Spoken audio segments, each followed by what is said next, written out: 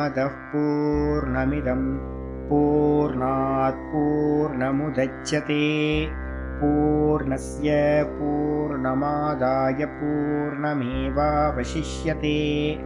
ॐ शान्ति शान्ति शान्तिः। ॐ गुरुर्ब्रह्मा गुरुर्विष्णुर्गुरुर्देवो महेश्वरः गुरुसाक्षात् परं ब्रह्म तस्मै श्रीगुरवे नमः। शङ्करं शङ्कराचार्यं केशवं बादरायणं सूत्रभाष्यकृतौ वन्दे भगवन्तौ पुनः पुनः। ईश्वरो गुरुरात्मेति मूर्तिभेदविभागिने व्योमवद्व्याप्तदेहाय दक्षिणामूर्तये नमः। सदाशिवसमारम्भां शङ्कराचार्यमध्यमाम् अस्मदाचार्यपर्यन्तां वन्दे गुरुपरम्पराम्।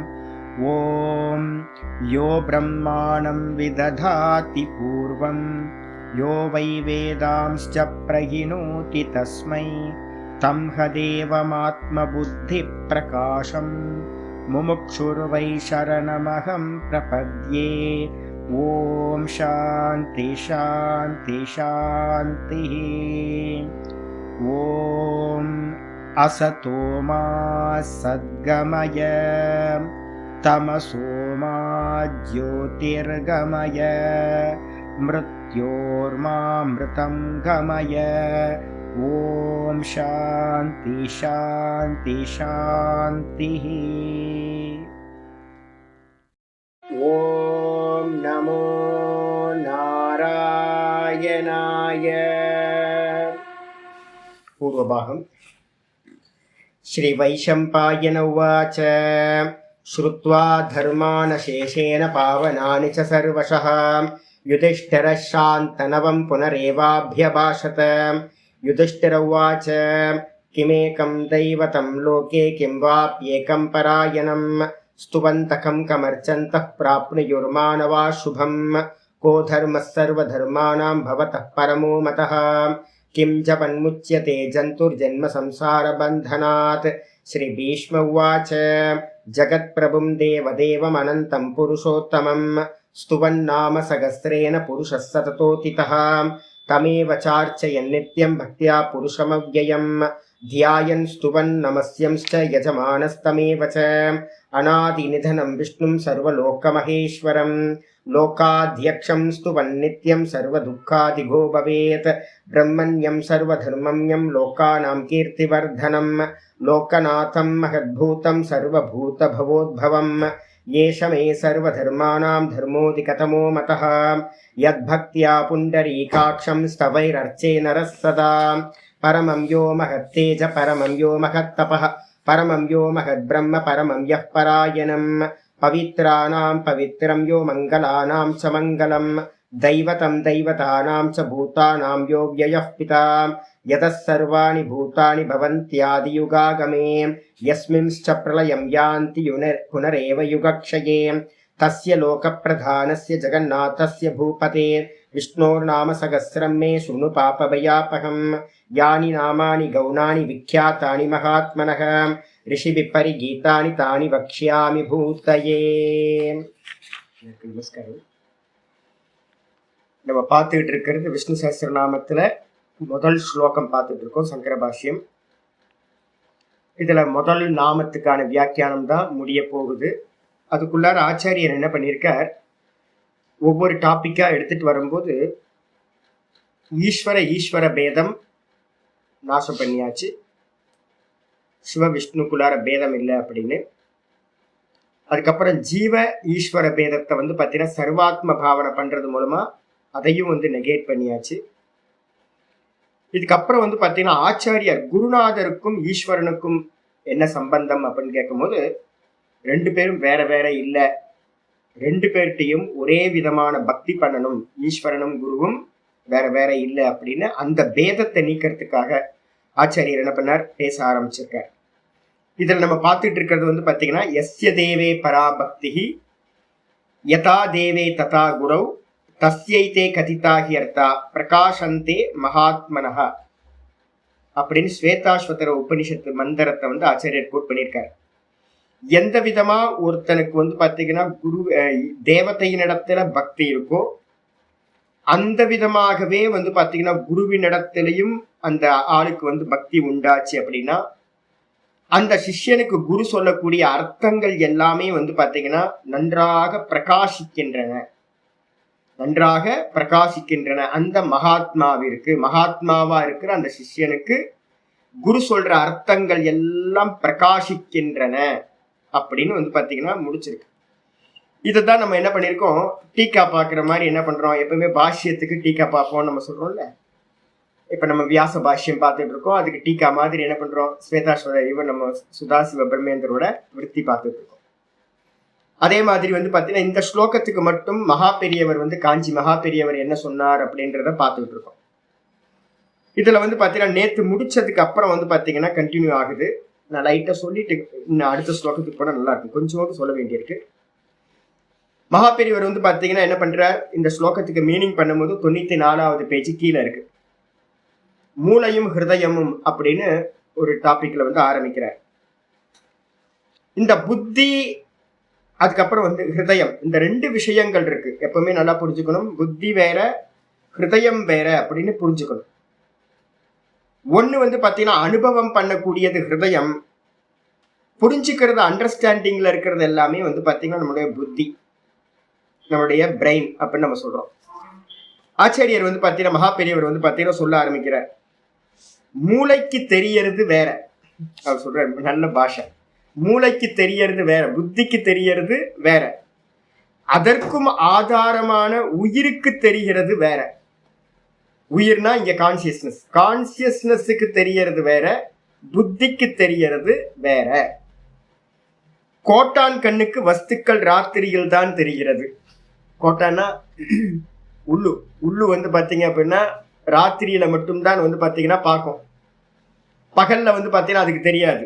அதே நமக்கு வந்து பாத்தீங்கன்னா என்ன தெரியும், பகலில் அதற்கு எதுவும் தெரிவதில்லை.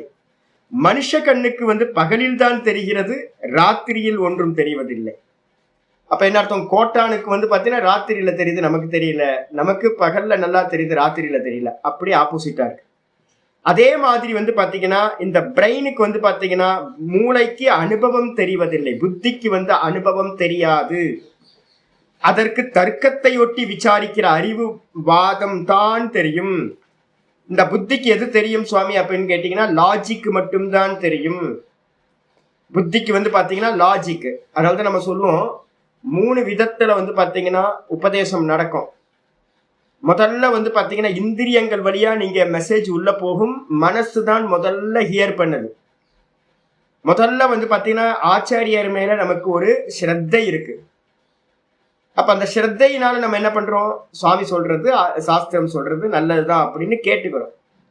அப்ப சிரவண காலத்துல வந்து நமக்கு என்ன இருக்கு அப்படின்னா மனசுல இருந்து கேட்கிறோம், ஸ்ரத்தை இருக்காங்க. அதுக்கப்புறம் 2வது லெவல் போகும்போது தர்க்கத்தை வச்சு லாஜிக்கை யூஸ் பண்ணி சுவாமி சொல்றது சரியா இல்லையா, சாஸ்திரம் சொல்றது வந்து பாத்தீங்கன்னா சரியானதா தப்பா அப்படின்னு புத்தியில வந்து பாத்தீங்கன்னா மனனம் நடக்கும். மனனம் பண்றது வந்து பாத்தீங்கன்னா புத்தி, லாஜிக் பிரதானமா இருக்கிறது. ஆச்சாரியர் சொல்றாரு என்னன்னு கேட்டீங்கன்னா அறிவுவாதம் தான் தர்க்கத்தை செய்யக்கூடிய அறிவுவாதம், லாஜிக்கா இருக்கிறது மட்டும்தான் இந்த புத்திக்கு தெரியும். அனுபவம் தெரிகிற ஹிருதயத்துக்கு அறிவுவாதம் தெரிவதில்லை. அனுபவம் எங்க உண்டாகுது, ஹிருதயத்துல உண்டாகும். அந்த ஹிருதயத்துல அனுபவம் உண்டாகிற அந்த ஹிருதயத்துக்கு இந்த தர்க்கம் மண்ணாங்கட்டி ஒன்னும் தெரியாது. தர்க்கசிய அப்பிரதிஷ்டானாத்து ஒரு சூத்திரமே இருக்கு பிரம்மசூத்திரத்துல.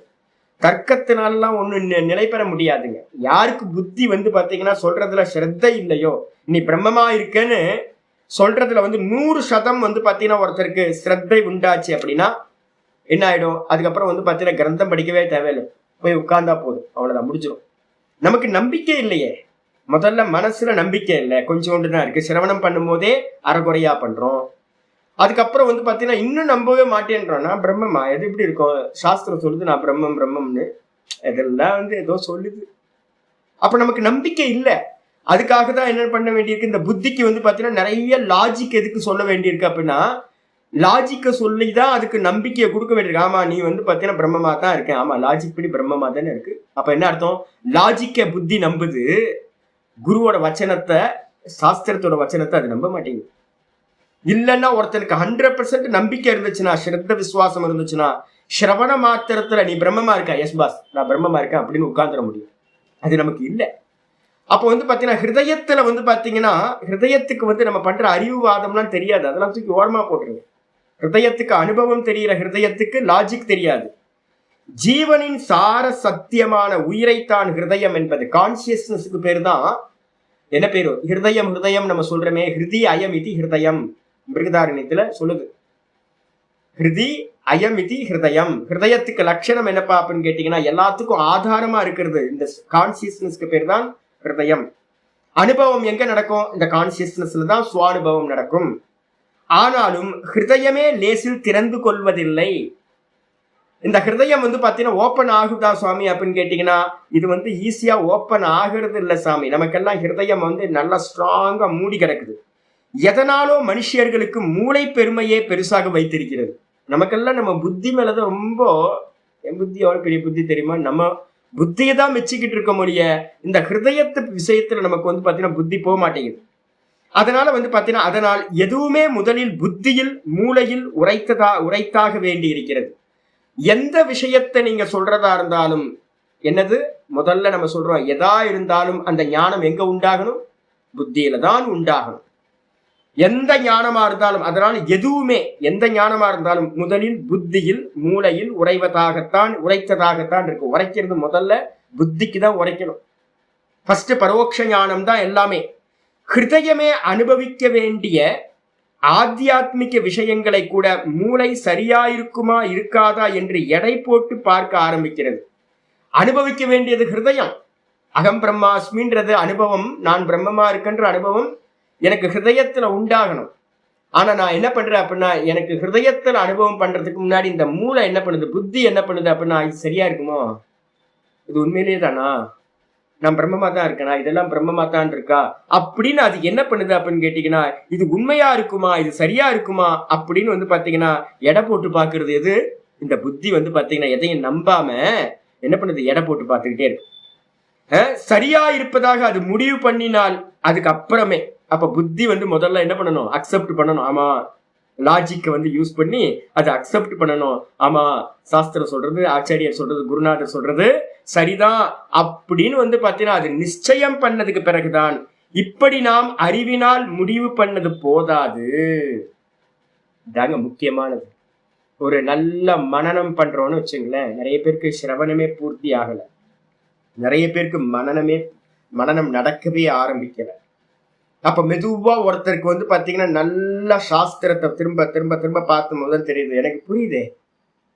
இப்ப உங்களுக்கு எல்லாம் புரியுதா? 2 வருஷம் ஆயிடுச்சு இல்லை, நான் பிரம்மமா இருக்கேன், நான் நீங்க தான் பிரம்மமா இருக்கோம், இது எல்லாம் பிரம்மமா இருக்கு அப்படின்னு வந்து பாத்தீங்கன்னா 2 வருஷமா பாடம் கேட்டுக்கிட்டு இருக்கீங்கல்ல. நான் வந்து பாத்தீங்கன்னா 25 வருஷமா பாடம் கேட்டுக்கிட்டு இருக்கேன்ல. ஒவ்வொருத்தரும் வந்து பாத்தீங்கன்னா பல வருஷங்களா பாடம் கேட்டு சிரவணம் பண்ணி மனனம் பண்ணி, அப்ப வந்து பாத்தீங்கன்னா நமக்கு என்ன தெரியுது அப்படின்னு கேட்டீங்கன்னா, இந்த புத்திக்கு புரியுது சாமி, இந்த புத்திக்கு வந்து பாத்தீங்கன்னா புரியுது. ஆனால் வந்து பாத்தீங்கன்னா புத்திக்கு புரிஞ்சாலும் கூட இப்படி நாம் அறிவினால் முடிவு பண்ணது போதாது. எனக்கு தெரியுது இன்னும் வந்து என்னோட சம்சாரம் போகல.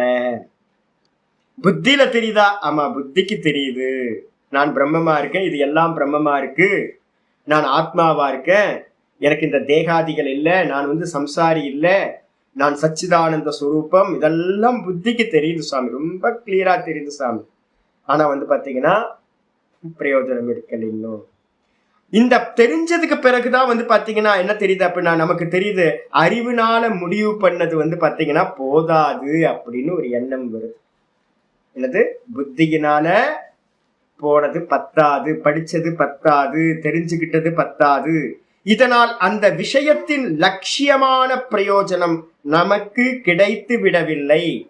வெறும் புத்தியில மட்டும் புரிஞ்சுக்கிட்டு பரோட்ச ஞானத்தோட இருந்தோம் அப்படின்னா, அந்த பரோட்ச ஞானத்தினால வந்து பாத்தீங்கன்னா இந்த வேதாந்தத்தோட பரம பிரயோஜனமா இருக்கிற அகம் பிரம்மாஸ்மின்ற ஞானம், அபரோக்ஷ அனுபவம், அது வந்து பாத்தீங்கன்னா என்ன ஆகல, இன்னும் பத்தல, இன்னும் கிடைக்கல. உதாரணமா என்ன சொல்லணும், உதாரணம் வெளியில வந்து லௌகிகமா என்ன சொன்னார், திரட்டு பாலை வந்து பாத்தீங்கன்னா சொன்னார், ஒரு திரட்டு பால் எடுத்து பால்கோவாவை எடுத்து வாயில வச்சாதான் நமக்கு உள்ள விட்டாதான் அது சிங்கானாதான் ஆனந்தம் கிடைக்கும்.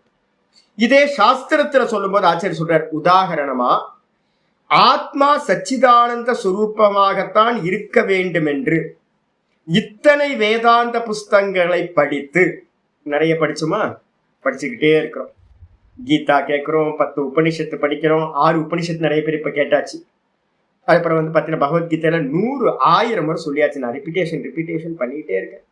1000 முறை கேட்டாச்சு. 1000தோட அதிகமா கேட்டிருப்போம், பல 1000 முறை கேட்டிருப்போம் இந்த 1.5-2 வருஷத்துல. நான் இந்த வாய்க்கு வந்து பாத்தீங்கன்னா அழுக்காம சொல்லிக்கிட்டே இருக்கு இந்த வாய். அப்ப வந்து பாத்தீங்கன்னா நிறைய கிரந்தங்களை படிச்சாச்சு. படிச்சதுக்கு பிறகு குரு உபதேசங்கள் கேட்டு புத்தியினால் புரிந்து கொண்ட போதிலும், நல்ல குருவோட உபதேசத்தை கேட்டு நல்லா புரிஞ்சுக்கிட்டாலும் நமக்கு சத்தும் தெரியல, சித்தும் தெரியல, ஆனந்தமும் தெரியல. நான் இருப்பா இருக்கேன், சத்தா இருக்கேன் சொல்லுது குரு சொல்றார், சாஸ்திரம் சொல்லுது, எனக்கு தெரியல. நான் தேகமா தான் இருக்கேன்னு எனக்கு தெரியுது. சித்தா இருக்க, நீ வெறும் அறிவு ஸ்வரூபம், வெறும் கான்சியஸ்னஸ் சாஸ்திரம் சொல்லுது, குரு சொல்றார். ஆனா எனக்கு தெரியல, நான் வந்து தேகமா தான் இருக்கேன். அதே மாதிரி நான் ஆனந்த ஸ்வரூபம்னு சொல்லுது சாஸ்திரம், குருவும் சொல்றார். ஆனா நான் எனக்கு இருக்கிற ப்ராப்ளத்துல சாமி வேற சும்மா சொல்லிட்டு இருக்காரு, நீ ஆனந்த ஸ்வரூபம் வண்ணாங்கட்டி. எனக்கு இருக்கிற 1000 ப்ராப்ளம் வச்சிருக்கேன் சுவாமி, ஒரே துக்கம், ஒரே டென்ஷனா இருக்கு. நீங்க வந்து பாத்தீங்கன்னா சச்சிதானந்த புரியுது, சாஸ்திரம் புரியுது, சாஸ்திரம் சொல்றது புரியுது, குருநாதர் சொல்றது புரியுது. ஆனா என்னால எனக்கு தெரியல, எனக்கு அனுபவத்துக்கு வரவே இல்லை. அதனால வந்து பாத்தீங்கன்னா அசடு மாதிரி துக்கப்பட்டு கொண்டுதான் கிடைக்கின்றோம். என்ன பண்றோம், சாஸ்திரம் படிச்சதுக்கு பிறகு கூட அசடா இருந்துகிட்டு இருக்கோம். ரொம்ப பாவமா வந்து பாத்தீங்கன்னா நம்ம துக்கத்திலேயே இருந்துகிட்டு இருக்கோம். அதனால் புத்திக்குள் போனதோடு நிறுத்தி கொள்ளாமல், நல்ல மகா பெரியவரோட வாக்கியம் வந்து பாத்தீங்கன்னா வேத வாக்கியம் மாதிரி, புத்தியில போனதை மட்டும் நம்ம வந்து பாத்தீங்கன்னா நிறுத்திக்காம அதை ஹிருதயத்துக்குள் இறக்கி கொள்ள வேண்டும். அதை வந்து பாத்தீங்கன்னா ஹிருதயத்துக்குள்ளார வந்து பாத்தீங்கன்னா கொண்டுட்டு போகணும் என்று நினைக்கின்றோம், அனுபூதிக்கு போகணும் அப்படின்னு சொன்னதுக்கு பிறகு வந்து பாத்தீங்கன்னா நான் அங்கங்க இது ரொம்ப பெருசா போகுது, நான் அங்கங்க இது பண்றேன். அதுக்கப்புறம் ஆச்சாரியர் என்ன பண்றாரு நல்லா புரிஞ்சுக்கணும். அதனால வந்து நம்ம என்ன பண்ணக்கூடாது அப்படின்னு கேட்டீங்கன்னா, புத்தியோட நிறுத்தி கொள்ள கூடாது. நம்ம என்ன பண்ணோம், நம்ம படிச்சு விஷயத்த பரோட்ச ஞானமா எதைய அறிகின்றோமோ அதை வந்து பாத்தீங்கன்னா அனுபூதிக்கு வந்து பாத்தீங்கன்னா ஹிருதயத்துக்கு கொண்டுட்டு போகணும். இதான் வந்து பாத்தீங்கன்னா சொல்லி முடிக்கிறேன். இதுக்கு அடுத்து சொல்றாரு ஸ்ருதி யுக்தி அனுபவம் அப்படின்னு 96வது பேஜ்ல சொல்ற, 5வது புக்கு, 5வது புக்ல வந்து பாத்தீங்கன்னா 96வது பேஜ், ஸ்ருதி யுக்தி அனுபவம் அப்படின்றது. ஆச்சாரியர் சொல்றாரு, ஒரு சித்தாந்தம் என்றால், ஒரு சித்தாந்தம் நம்ம பண்றோம் அப்படின்னா அதுல வந்து பாத்தீங்கன்னா அது ஸ்ருதி, யுக்தி, அனுபவம் என்ற 3க்கும் பொருந்துவதாக, 3க்கும் ஏற்புடையதாக இருக்க வேண்டும் என்ற கருத்தையே எல்லா ஆச்சாரியர்களும் பின்பற்றி இருக்கிறார்கள். 3 விஷயம் இருக்கணும். ஒன்னு ஸ்ருதி, இன்னொன்னு வந்து பாத்தீங்கன்னா யுக்தி, அதுக்கப்புறம் அனுபவம். ஸ்ருதியில என்ன சொல்லி இருக்கோ அதை நம்ம சிரவணம் பண்றோம், அதே மாதிரி யுக்தியை வச்சுக்கிட்டு மனனம் பண்றோம். அதுக்கப்புறம் நிதித்தியாசனம்ன்ற தியானம் 6வது அத்தியாயம் பகவத்கீதையில சொல்லியிருக்க மாதிரி சமாதி அபியாசம் பண்ணி அதை வந்து சுவானுபவமா மாத்திக்கிறது. இந்த 3 தான் வந்து பாத்தீங்கன்னா எல்லா சாஸ்திரக்காரங்களும் வந்து ஆச்சாரியர்களும் பின்பற்றி இருக்கிறார்கள். ஸ்ருதி சொல்கிற விஷயங்களை அப்படியே ஏற்க வேண்டும். இப்ப நம்ம பகவத்கீதை இது படிச்சுட்டு இருக்க விஷ்ணு சஹஸ்ரநாமம் இதெல்லாம் ஸ்மிருதி கிரந்தம். அப்ப இதெல்லாத்தையும் நம்ம என்ன பண்ணணும், ஸ்ருதியும் ஸ்மிருதியும் சொல்லக்கூடியதை அப்படியே சிரவணம் பண்ணிக்கணும். பண்ணிக்கிட்டு அதற்கு விரோதம் இல்லாமலும் அதன் முடிவுகளுக்கே கொண்டு விடுவதாகவும், அல்லது அதில் குறிப்பு மட்டும் காட்டியிருப்பதை நன்றாக விளக்கியும், அதில் சொல்லாமல் விட்ட விஷயங்களை நன்றாக ஆராய்ச்சி பண்ணியும் புத்திவாதம் செய்வதுதான் யுக்தி. மனனத்துல என்ன பண்ணிட்டு இருக்கோம், இப்ப நான் உங்களுக்கு நிறைய கம்பேர் ஸ்டடிஸ் பண்றேன்ல, எதுக்கு தெரியுங்களா, அதெல்லாம் மனனத்துல வந்துடுறது. ஏன் சுவாமி இவ்வளோ கொட்டேஷன்ஸ் எல்லாம் எடுக்கிறீங்க, கம்பேர் ஸ்டடிஸ் பண்றீங்க, அந்தந்த ஸ்லோகத்தை சொல்லிட்டு அடுத்தடுத்து போக வேண்டியது தானே அப்படின்னு கேட்டீங்கன்னா, எனக்கு தெரியும் நீங்க நிறைய வேற ஏதாவது ஒரு பாடத்தை யாராவது சொல்றது, ஆச்சாரியர்கள் சொல்றது கேட்டீங்கன்னா உங்களுக்கு வெறும் சிரவணம் மட்டும் ஆயிடும். இங்க வந்து பாத்தீங்கன்னா மனனம் பண்றதுக்கு எனக்கு தெரிஞ்சு வந்து பாத்தீங்கன்னா மனனம் பண்றதுக்கு ஆள் இல்லை. மனநத்தை வந்து பாத்தீங்கன்னா விட்டுடுறாங்க, சிரவணம் பண்ணி விட்டுடுறாங்க. சிரவணம் பண்ணாவே ஞானி ஆயிடுறேன் அப்படின்னு எல்லாரும் நினைச்சுக்கிறாங்க. அதனால மனனம் பண்றதுக்காக தான் நான் என்ன பண்றேன், ஒரு பகவத்கீதை ஒரு ஸ்லோகம் எடுத்தா முன்னாடி போறது பின்னாடி போறது, அதுக்கப்புறம் பிரம்மசூத்திரத்துல இருக்கிறது, யோக சூத்திரத்துல இருக்கிறது, எல்லாத்தையும் எதுக்காக எடுத்து சொல்றோம் அப்படின்னு கேட்டீங்கன்னா மனனம் நடந்துரும். இப்ப பாருங்க, அந்த ஸ்லோகத்துக்கு வந்து பாத்தீங்கன்னா விஷ்ணு சஹஸ்ரநாமத்துல நேத்தே சொல்லிட்டு நம்ம கிராஸ் பண்ணி போயிருக்கலாம் இல்ல. அப்ப வந்து பாத்தீங்கன்னா சிரவணம் நடந்துரும், ஆனா வந்து ஆழமா போகாது. இப்போ நம்ம வந்து மகாபெரியவரோட வச்சனத்தை எடுத்து எதுக்காக வந்து பாத்தீங்கன்னா உட்கார்ந்து படிச்சுக்கிட்டு இருக்கோம் அப்படின்னு கேட்டீங்கன்னா அதுல கிளாரிஃபை, நல்ல ஒரு கிளாரிட்டி உண்டாக்குறதுக்காக. அப்ப அதுக்காக வந்து பாத்தீங்கன்னா ஸ்ருதியில சொன்ன விஷயத்தை சிரவணம் பண்றோம், மனநத்துல என்ன பண்றோம், எங்கெல்லாம் விரோதம் இருக்கோ, நமக்கு விரோதமா கான்ட்ரடிக்ஷன் வருதோ அதை எல்லாத்தையும் சரி பண்ணணும். சரி பண்ணி வேதத்தோட வந்து பாத்தீங்கன்னா முடிவுக்கு வந்து பாத்தீங்கன்னா டேலி பண்றது, சமன்வயம் அப்படின்னு பேரு. பிரம்மசூத்திரத்துல சமன்வய அத்தியாயம்னு ஒண்ணு ஈக்குவல் பண்றது, டேலி பண்றது. அப்புறம் அவிரோத அத்தியாயம்னு ஒண்ணு, வேதத்தோட வாக்கியங்களுக்கு எந்த ஒரு கான்ட்ரடிக்ஷனும் இல்லாம நம்ம கேட்கிற வச்சனங்கள் எல்லாத்தையும் கரெக்டா வந்து பாத்தீங்கன்னா சமப்படுத்துறது. இந்த ரெண்டுத்தையும் பண்ணிட்டு எங்கேயாவது வேத மந்திரங்கள்ல ரொம்ப ஒரு குறிப்பா இப்ப வந்து பாத்தீங்கன்னா பிரகாசந்தேன்னு இருக்கு ஸ்வேதாஸ்வதர உபனிஷத்துல. பிரகாசந்தே, அந்த மகாத்மாவிற்கே குரு சொன்ன அர்த்தங்கள் பிரகாசிக்கின்றன. ஐயோ, இப்ப நான் பேசிக்கிட்டு இருக்கிறது, நேத்துல இருந்து பேசிக்கிட்டு இருக்கிறது அந்த ஒரே அர்த்தத்துக்கு தான் மகாபெரியவர் எழுதிட்டு இருக்கேன். ஒரே ஒரு சப்தம் பிரகாசிக்கின்றன என்ன அப்படின்னு. அப்ப சில சூத்திரங்களா இருக்கும், சில வேத வாக்கியங்கள்ல வந்து பாத்தீங்கன்னா அர்த்தம் ரொம்ப சூத்திரமா இருக்கும். அதை எடுத்துக்கிட்டு வந்து பாத்தீங்க அப்படின்னா அதான் சொல்ற குறிப்பு மட்டும் காட்டி இருப்பதை எங்கேயாவது இண்டிகேட் பண்ணிருக்கோம், அதை விரிச்சு வந்து பாத்தீங்கன்னா நல்லா எக்ஸ்பிளைன் பண்ணி சொல்றது. அதில் சொல்லாமல் விட்ட விஷயங்கள் சில இடத்துல சொல்லாமையும் விட்டுருக்கோம். அந்த சொல்லாம விட்ட விஷயங்களையும் வந்து பாத்தீங்கன்னா எடுத்து நன்றா ஆராய்ச்சி பண்றது தான் வந்து பாத்தீங்கன்னா யுக்தின்னு பேர். அப்ப நம்ம என்ன பண்ணிட்டு இருக்கோம் டெய்லி தெரியுங்களா, ஏன் தெரியுங்களா இவ்வளவு கிளாஸஸ் எடுக்குது நமக்கு என்ன அப்படின்னு கேட்டீங்கன்னா, சிரவணம் பண்றதா இருந்தா இந்நேரம் நான் பகவத்கீதையை உங்களுக்கு என்ன பண்ணிருப்பேன் 240 230 கிளாஸ்ல வந்து பாத்தீங்கன்னா கம்ப்ளீட்டா முடிச்சுட்டு போயிருப்பேன்.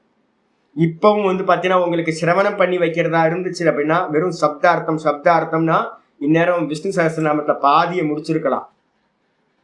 எதுக்காக வந்து பாத்தீங்கன்னா இவ்வளவு கம்பேர் ஸ்டடிஸ் அப்படின்னு கேட்டீங்கன்னா, என்னது சொன்னது சொல்லாதது சுருக்கமா சொன்னது எல்லாத்தையும் விலாவரியா நம்ம எடுத்து இது பண்றோமே, இதுக்கு பேர் தான் மனனம். அப்ப நான் உங்களுக்கு என்ன பண்ணிட்டு இருக்கேன் அப்படின்னா சிரவணத்தோடு சேர்ந்து மனனத்தையும் நான் இப்ப பண்ணி வச்சுக்கிட்டு இருக்கேன். நிறைய பேர் சீனியர்ஸ் இருக்காங்க. நான் இந்த பாடம் ஆரம்பிக்கும் போதே நினைச்சேன், ஐயோ நான் குழந்தை மாதிரி 1ஆம் கிளாஸ் பாடத்தையே எடுத்துக்கிட்டு இருந்தேன் அப்படின்னா, அப்போ சீனியரா நிறைய 20-30 வருஷம் இந்த ஃபீல்டில் இருக்கிறவங்களாம் நிறைய பேர் பாடத்துல இருக்காங்களே, இவங்களை எப்படி சாட்டிஸ்ஃபை பண்றது அப்படின்னு எனக்கு இது. அப்ப நான் என்ன பண்ணேன்னு கேட்டீங்கன்னா கம்பேர் ஸ்டடிஸை எடுத்திருக்கேன். அப்ப கம்பேர் ஸ்டடிஸும் சேர்த்து பண்ணும் போது சிரவணம் பண்றவங்களுக்கு சிரவணம் ஆகட்டும், மனனம் பண்றவங்களுக்கு மனனமும் ஆகட்டும். இதுக்கப்புறம் வந்து பாத்தீங்கன்னா முடிவிலே சிரவண மனனம் ஆனதுக்கு முடிவுல வந்து பாத்தீங்க அப்படின்னா, இப்ப நானும் சிரவணம் பண்ணிட்டு இருக்கேன், மனனம் பண்ணிட்டு இருக்கும் போதே முடிவுல வந்து பாத்தீங்கன்னா ஸ்ருதியும் யுக்தியும் அனுபவத்தில் கொண்டு விட்டால் தான் பிரயோஜனம். நல்லா புரிஞ்சுங்க, சிரவணத்துல முடியாது, மனனத்துல முடியாது. அப்புறம் எங்க முடியும், இந்த ஸ்ருதியில சிரவணத்துல சொன்ன கேட்டதும் மனனத்தினால நிச்சயம் பண்ணதும் நமக்கு அனுபவத்துல கொண்டு போய் விட்டால் தான் பிரயோஜனம் கிடைக்கும், மோட்சம் கிடைக்கும்.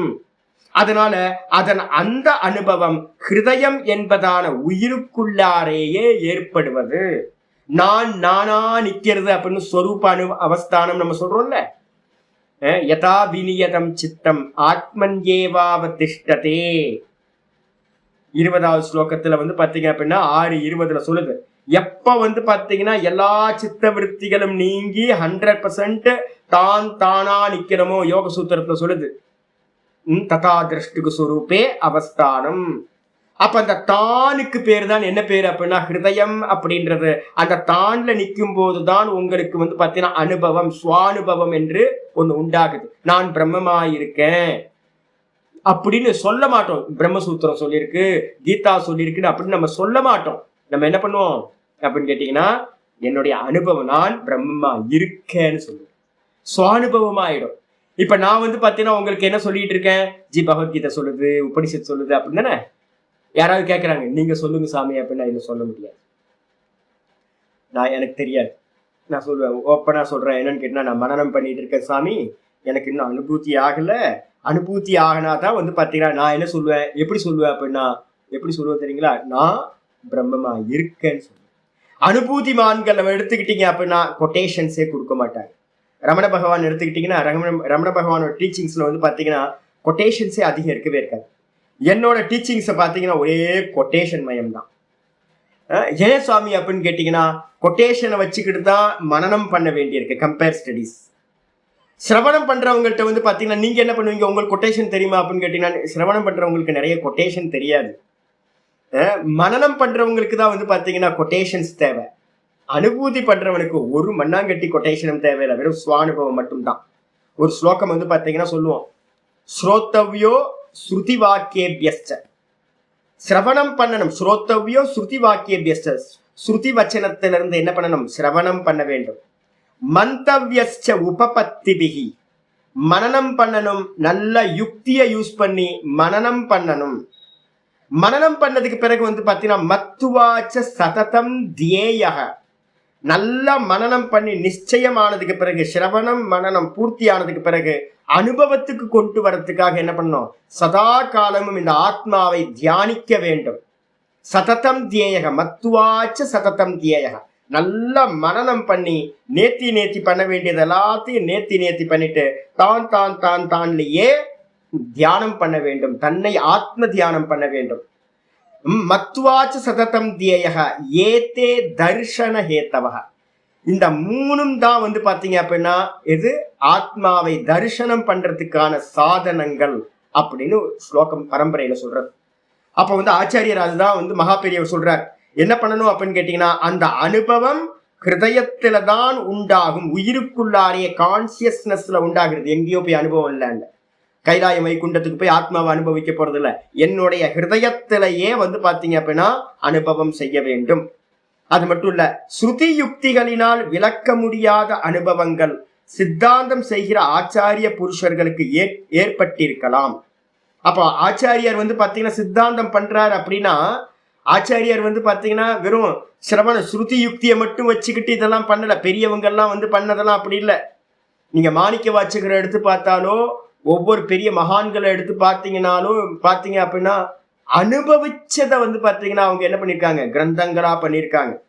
அனுபவம் பண்ணாம பாத்தீங்க அப்படின்னா வெறும் சிரவணத்தையும் வெறும் யுக்தியையும் வச்சுக்கிட்டு பாத்தீங்கன்னா அவங்க பேசுனதுல ஆச்சாரியர் சொல்றார், பெரிய ஆச்சாரியர்கள் ஆச்சாரிய புருஷர்களுக்கு பாத்தீங்கன்னா அனுபவம் ஏற்பட்டிருக்கணும்.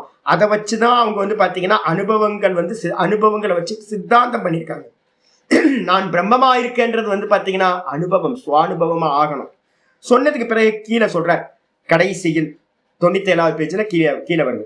கடைசியில் மகானுபாவமாக சிஷ்யனுக்கே கிடைக்கிற சித்தி தான் சுவானுபூதி என்ற அபரோக்ஷானுபூதியும் என்றும் சொல்வது. அப்ப பாத்தீங்கன்னா சிஷ்யன் மகாத்மாவா இருக்கிற சிஷ்யனுக்கு தான் பாத்தீங்கன்னா சுவானுபூதி அப்படின்னு சொல்லக்கூடிய அபரோக்ஷ ஞானமானது உண்டாகின்றது. எப்படிப்பட்ட சிஷ்யனா இருக்கணும், ஈஸ்வர பக்தி இருக்கிறவனுக்கே. நல்லா புரிஞ்சுங்க. பக்தியை விட்டுட்டு பாத்தீங்க அப்படின்னா இந்த ஜே.கே. ஆட்கள்லாம் பாத்தீங்கன்னா தெரியும், ஜே கிருஷ்ணமூர்த்தி ஆட்கள்லாம் ரொம்ப ட்ரையா இருப்பாங்க. ரொம்ப ட்ரை. ஐயோ, அவங்க கூடலாம் கொஞ்சம் பழகினதுக்கு அப்புறம் தான் இப்ப விலகி வந்துட்டேன் நான். அவங்க யாரும் இப்ப ஏன்னு கேட்டீங்கன்னா ஈஸ்வரனே இருக்க மாட்டேன். ஈஸ்வரன் எப்படின்னா ஐயோ ஆனந்தங்க. ஈஸ்வரன் மாதிரி ஒரு அருமையான ஒரு நமக்கு ஒரு மனசை பக்குவப்படுத்துறது வேற. பக்தியை விட்டுட்டு வேற எதுவும் இல்லை. இந்த சைக்கிள்ல பாத்தீங்க அப்படின்னா இந்த கிரீஸ் போடாம வண்டி ஓட்டினாங்கன்னா எப்படி இருக்கும், கிரீச்சு கிரீச்சு கிரீச்சு பெடல் பண்ணும்போது சவுண்ட் வரும்ல, அதே மாதிரி தான் பாத்தீங்கன்னா வரட்டு வேதாந்தமா இருக்கும். அந்த வரட்டு வேதாந்தம் பாத்தீங்கன்னா உங்களுக்கு அனுபவத்துக்கு கொண்டு போகவே போகாது. அப்ப அதனால சொல்றாரு, ஈஸ்வர பக்தி இருக்கிறவனுக்கே. யார்கிட்ட ஈஸ்வர பக்தி இருக்கோ அதோடு கூட அந்த ஈஸ்வர பக்திக்கு சமத்தையான, அதுக்கு ஈக்குவலா குரு பக்தியும் இருக்கிறவனுக்கே. அப்ப ஈஸ்வர பக்தி இருக்கணும், கூடவே பாத்தீங்கன்னா அதுக்கு சமமா கொஞ்சம் கூட குறைவில்லாம என்ன பக்தி இருக்கணும், குரு பக்தியும் இருக்கிறவனுக்கே தத்துவார்த்தம் எல்லாம் பிரகாசிக்கும் என்று சொல்கிற போது, இப்ப விஷயத்துக்கு வந்தாச்சு. அப்ப அவனுக்கு தான் தத்துவார்த்தங்கள் எல்லாம், குருநாதர் சொன்ன எல்லா தத்துவங்களும் பிரகாசிக்கும் என்று சொல்கிற போது அந்த பிரகாசம் என்பது அந்த அனுபூதி தான். இப்ப நம்ம சொன்னமே அபரோக்ஷ அனுபூதின்னு, சுவானுபூதி அப்படின்னு. அப்ப அந்த பிரகாசம்ன்றதுக்கு அர்த்தம் என்ன இருக்கணும்? தஸ்யை தே கதிதாகி அர்த்தா பிரகாசந்தே மகாத்மனக. ஸ்வேதாஸ்வதரத்துல சொல்லப்பட்ட அந்த பிரகாசந்தேன்ற வார்த்தைக்கு இவ்வளவு நேரம் வந்து ஆச்சாரியார் இது பண்ணிருக்கார். பிரகாசம்ன்றதுக்கு அர்த்தம் என்ன அப்படின்னா அபரோக்ஷ அனுபூதி அப்படின்னு தான் அர்த்தம் எடுக்கணும். அப்படியே மொழிபெயர்த்த மாதிரி தான் அவர்களும், யாரும் ஃபாரினர்ஸும், என்லைட்மெண்ட் என்றும் இலுமினேஷன் என்றும் சொல்லியிருக்கிறார்கள். அப்ப இங்கிலீஷ்ல வந்து பாத்தீங்கன்னா என்லைட்மெண்ட், ஆத்ம சாட்சா்காரம், இதெல்லாம் நம்ம சொல்றோமே, இதெல்லாம் எதை குறிக்குது அப்படின்னா அபரோக்ஷானுபூதியை குறிக்கின்றன. ஆக அது அனுபவ பிரகாசம், வெறும் புத்தி பிரகாசம் இல்லை. அப்ப குருநாதர் சொன்னாரு, நான் முதல்ல புத்தியில புரிஞ்சுக்கிட்டேன். முதல்ல புத்தியில புரிஞ்சுக்கிறது தான், ஆனா அதோட நிக்கிறது இல்ல. அதுக்கு அர்த்தம் என்ன அப்படின்னு கேட்டா அனுபவத்துல கொண்டு போய் அனுபவத்தை உண்டு பண்றது. அதுதான் வந்து பாத்தீங்கன்னா புத்தி என்பதை மூளை என்ற அர்த்தத்தில் சொல்கின்றேன். மூளையும் புத்தியும் தமிழ்ல வந்து மூளை மூளைன்னு சொல்லுவோம், சம்ஸ்கிருதத்துல புத்தி புத்தின்னு சொல்லுவோம், ரெண்டு ஒண்ணுதான். அப்ப வந்து பாத்தீங்கன்னா அனுபவம் தான் முக்கியம், ஆணிவேர். நம்ம எதுக்காக படிக்கிறோம் அப்படின்னா கேட்டுட்டு போறதுக்கு. அதுக்கு பிலாசபி வந்து பாத்தீங்கன்னா இதுல போய் யூனிவர்சிட்டியில போய் ஒரு டிகிரியை வாங்கிக்கலாமே. எல்லா யூனிவர்சிட்டியிலும் இப்ப வந்து பாத்தீங்கன்னா பிலாசபி வச்சிருக்காங்க. ஒரு சன்னியாசிட்ட வந்து பாத்தீங்கன்னா விரக்தரா இருக்கிற சன்னியாசிட்ட பாடம் படிக்கணும்னு எதுக்கு? குரு பக்தி பண்ணாங்கட்டி புண்ணாக்குன்னு ஏகப்பட்ட நியமங்கள். நீங்க யூனிவர்சிட்டியில போய் ஒரு கோர்ஸ் எடுத்தீங்க அப்படின்னா எந்த கண்டிஷனும் இருக்காது. ஃப்ரீயா வந்து பாத்தீங்கன்னா புக்கை படிச்சுட்டு பேசாம போயிட்டு ஒரு எக்ஸாம் எழுதிட்டு ஒரு டிகிரியை வாங்கிட்டு போயிடலாம். எம்ஏ பிலாசபி போனா போதுமே. எதுக்கு வந்து பாத்தீங்கன்னா நம்ம வந்து ஒரு குருநாதர்கிட்ட போய் இந்த வேதாந்தத்தை படிக்கிறது? அதனால வந்து பாத்தீங்கன்னா அனுபவம் தான் முக்கியம், அதுதான் ஆணிவேர். உபதேசம் மூளையோடு நிற்காமல், புத்தியோட அனுபவம் நிற்காமல் அனுபவமாக பழுக்க வேண்டும் என்றால் அது வந்து நல்லா ஃப்ரூட் ஆகி பழமாகணும். பரோட்ச ஞானம் வெறும் காய் தான், சாப்பிட முடியாது. பரோட்ச ஞானத்தை சாப்பிட முடியாது, அனுபவம் பண்ண முடியாது. அது பழுக்கணும். எப்ப பழுக்கும் அப்படின்னு கேட்டீங்கன்னா அதற்கு ஈஸ்வர பக்தியும் அதற்கு கொஞ்சம் கூட குறைச்சல் இல்லாத குரு பக்தியும் இருந்தால்தான் முடியும். தெளிவா வந்து மகாபெரியவர் சொல்ற, ஈஸ்வர பக்தியும் குரு பக்தியும் தான் அந்த பரோட்ச ஞானத்தை சுவானுபவமா ஆக்க முடியும். அதுதான் ஹிருதயம் என்கிற நிலத்தை கிளறி விட்டு, அதுதான் வந்து பாத்தீங்கன்னா லேண்டு, இது ஹிருதயம் தான் லேண்டு. அந்த லேண்டை வந்து பாத்தீங்கன்னா கல்டிவேட் பண்ணி அனுபவம் ஊற்றெடுப்பதற்கு வழிவகுக்கும். அப்ப புரியுதா? நான் வந்து பாத்தீங்கன்னா யாராவது கேட்பாங்க, என்ன சாமி வந்து என்ன கிண்டல் அடிப்பாங்க. இப்ப இங்க கூட திருவண்ணாமலையில என்ன வேதாந்தம் படிச்சாங்கன்னாங்க. நம்ம சாதுக்கள் வந்து பாத்தீங்கன்னா கிரிவலம் பிரதட்சணம் பண்ணுவாங்க ரெகுலரா. விஜயானந்தான் என்னோட சிஷ்யர் ஒருத்தர் இருக்கார். அவர் வந்து உடம்பு முடியாதவர், ஆனாலும் வந்து பாத்தீங்கன்னா நித்தியம் வந்து பாத்தீங்கன்னா கிரி பிரதட்சணம் பண்ணிட்டு இருக்காரு. அப்புறம் ஆல்மோஸ்ட் வந்து பார்த்தீங்கன்னா 15 வருஷம் ஆச்சு அவர் ஸ்டார்ட் பண்ணி. வேதாந்தம் எல்லாம் என்கிட்ட பிரஸ்தானத்தை எல்லாம் கேட்டாச்சு. இப்போ நாத பிரம்மம் இருக்காரு, இன்னொருத்தர் இருக்காரு, இப்போ நான் இருக்கேன். நாங்கள் நித்தியம் வந்து பார்த்தீங்கன்னா இப்போ கிளாஸ் முடிஞ்சா கோயிலுக்கு போவோம், காலையில் முடிஞ்சா கோயிலுக்கு போவோம். கோயிலே கதி தான் நமக்கு, சுவாமியை பார்த்துக்கிட்டே இருக்கணும் நம்ம. ஏன் அப்படின்னு தெரியுங்களா உங்களுக்கு? கல்டிவேட் பண்ணுறதுக்கு. வார்த்தையை அப்படியே இங்கே யூஸ் பண்ணுறாரு பாருங்க. இந்த ஹிருதயம் வந்து பார்த்தீங்கன்னா கல்டிவேட் பண்ணாதான் ஏறு விழுவுற மாதிரி. பக்தின்ற ஏறு விழுதாதான் அந்த பூமி வந்து பாத்தீங்கன்னா பக்குவப்படும். அப்பதான் ஞானம் வந்து சுவானுபவம் அந்த இடத்துல ஊற்றெடுக்கும். எங்களெல்லாம் கிரிட்டிசைஸ் பண்ணுவாங்க, அவங்க என்ன வேதாந்தம் படிச்சுக்கிட்டு கோயிலை சுத்திட்டு மலையை சுத்திட்டு இருக்காங்க. என்னோட சிஷியர்கள்லாம் கிரிட்டிசைஸ் பண்ணுவாங்க, வேதாந்தம் படிச்சுட்டு எதுக்கு மலையை சுத்திட்டு இருக்காங்க அப்படின்னு. பக்தி தேவையில்லைன்னு எடுத்துட்டாங்க. என்ன கேட்டா அவர் என்ன கோயிலுக்கு போயிட்டு வந்துட்டு இருக்காரு, சாமின்னு கும்பிட்டு மூளையா சிலையும் பார்த்து நமஸ்காரம் பண்ணிட்டு இருக்காரு. ஏன்பா எதற்கு? கல்டிவேட் பண்றதுக்கு. சர்வம் ஈஸ்வரமயம் தான். அதை கல்டிவேட் பண்றதுக்கு வந்து பாத்தீங்கன்னா எனக்கு பக்தி வந்து பாத்தீங்கன்னா இன்ஸ்ட்ருமெண்டா இருக்கு. குரு பக்தியும் ஈஸ்வர பக்தியும் இல்லாதவனுக்கு ஹிருதயம் என்னாகாது, பக்குவப்படவே படாது. கல்டிவேட் ஆனாதான் அந்த அனுபவம் சுவானுபவம் இருக்கும். பாவம் சித்திக்கணும், முக்கியமானது. பாவம் சித்திக்கிறதுக்கு பேர் தான் வந்து பாத்தீங்கன்னா நிலத்தை வந்து பாத்தீங்கன்னா கல்டிவேட் பண்றதுன்னு பேரு. அப்ப அதனாலதான் இங்க சொல்றார்.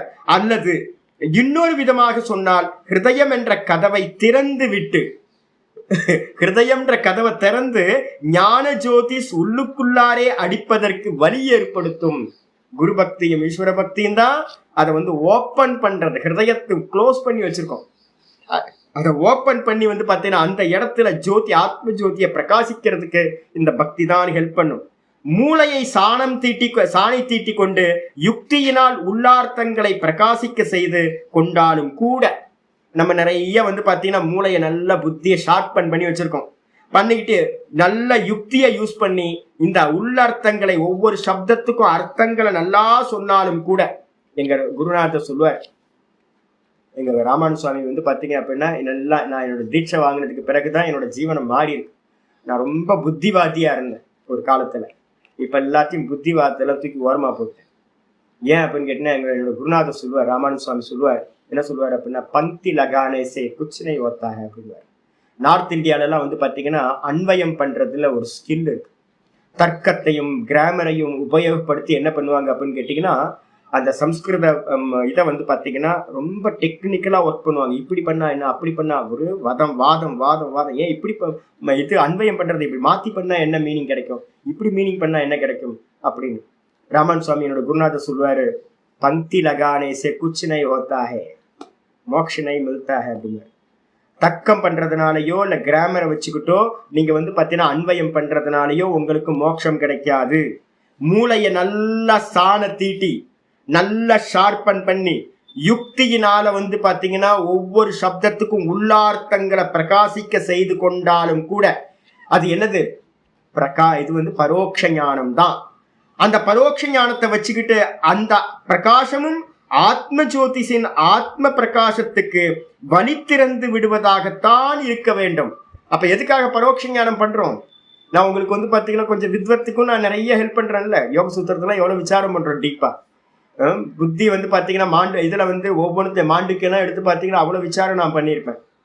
நிறைய விசாரங்கள் இருக்கு, இன்னும் வரப்போகுது. ஃபியூச்சர்ல பாத்தீங்கன்னா நிறைய படிக்க போறோம், நல்ல நல்ல கிரந்தங்களை படிக்க போறோம். உங்களோட புத்தி எல்லாத்தையும் தீட்ட போறேன். ஆனா வெறும் புத்தியை மட்டும் இல்லை, இந்த புத்தி எங்க கொண்டு போய் விடணும் நமக்கு? இந்த புத்தி பரோட்ச ஞானம் அபரோக்ஷ அனுபவத்துல கொண்டுட்டு போய் விடுறதா தான் இருக்க வேண்டும். மூளை அகம்பாவ கொழுப்பு பிடித்து தன்னையே நிலைநாட்டி கொள்ளாமல், எதை படிச்சாலும் நமக்கு ஒரு அகங்காரம் வருது இல்ல எல்லாத்துக்கும். இந்த புரிஞ்சா போதும் வேதாந்தம் இருக்கு பாத்தீங்களா, புரிஞ்சா போதும் வேதாந்தம் என்ன டேஞ்சர் அப்படின்னா அகங்காரிகளை மட்டும்தான் உண்டாக்கும். அதே நேரத்துல புரிஞ்சா பத்தாது அப்படின்னு உங்களுக்கு இப்ப புரிஞ்சு போச்சு அப்படின்னா அப்ப நமக்கு தெரிஞ்சிடும், ஓஹோ இன்னும் போக வேண்டிய பாதை ரொம்ப இருக்கு. அதனால பாத்தீங்கன்னா நான் முடிச்சிட்டேன்ற அகங்காரம் உங்களுக்கு என்ன ஆகாது, வராது. புத்தியில புரிஞ்சுக்கிறது ஆஃப் பேக்டு தான், இன்னும் ஃபுல்லா பக்குவம் ஆகல. அப்ப அகங்காரம் வருமா? என்னதான் சாஸ்திரம் படிச்சாலும் இன்னும் பூர்த்தி ஆகல, அனுபவம் ஆகிற வரைக்கும் இன்னும் போகணும் அப்படின்னு வச்சுட்டீங்க அப்படின்னா உங்களுக்கு பாதி எஜுகேஷன் ஆயிருக்கும் போதே உங்களுக்கு அதுல அகங்காரம் வராது. ஆச்சாரிய சுவாமி சொல்றார், அகம்பாவ கொழுப்பு பிடித்து தன்னையே நிலைநாட்டி கொள்ளாமல். அகங்காரம் பிடிச்சு எனக்கு இது தெரியும் அது தெரியும், மற்றவனுக்குலாம் தெரியல. அவனுக்குலாம் கீதை தெரியுமா, இல்ல விஷ்ணு சஹஸ்ரநாமம் தெரியுமா, பிரம்மசூத்திரம் தெரியுமா, யோக சூத்திரம் தெரியுமா? எனக்கு தெரியும்ல எல்லாம். எனக்கு தர்க்கம் தெரியும், எனக்கு நியாயம் தெரியும், எனக்கு பாத்தீங்கன்னா கிராமர் தெரியும் அப்படின்னு அகங்காரம் பிடிச்சு போய் என்ன இருக்கு, இந்த புத்தி பாத்தீங்கன்னா அதுலயே எஸ்டாப்ளிஷ் ஆயிடாம இப்படி வழிவிட்டு விலகி போவதற்கு பக்தி வேண்டும். அப்ப பக்தி எதுக்கு தெரியுங்களா? சுவாமி நான் ஒண்ணும் இல்லை சாமி, என்ன தெரியுங்களா, ஒண்ணும் இல்லை, நீதான் இருக்க. வாஸ்தவத்துல எனக்கு புத்தியே இல்லை. நான் டெய்லி கிளாஸ்க்கு வரும்போது என்ன பண்ணுவோம் தெரியுங்களா, ஒப்பு கொடுக்கறதுன்னு சொல்றது.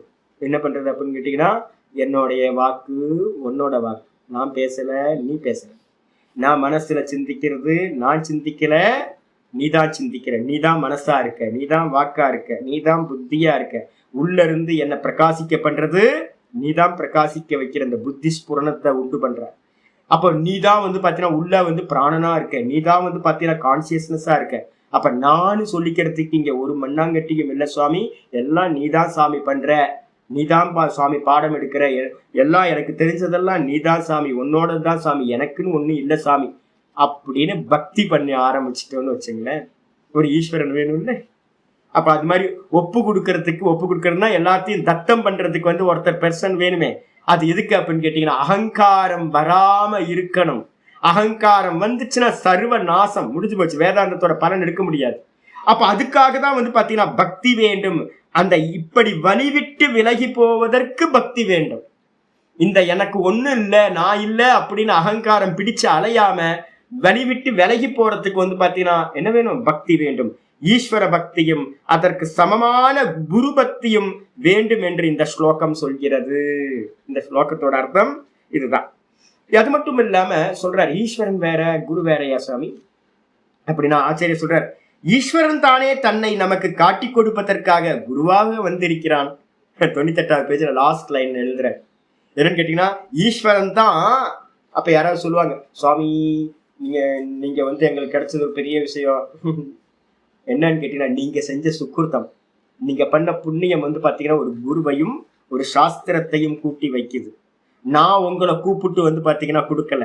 பகவான் என்ன பண்றாரு அப்படின்னு கேட்டீங்கன்னா, உங்களுடைய கர்ம பலனுக்கு ஏத்த மாதிரி ஒரு பெர்சனை அனுப்பி வச்சு உங்களோட ஃபுல்ஃபில் பண்றாரு. உங்களுடைய முக்தியை வந்து பாத்தீங்கன்னா ஃபுல்ஃபில் பண்றதுக்காக ஒரு ரூபத்துல பகவானே வந்திருக்கார்.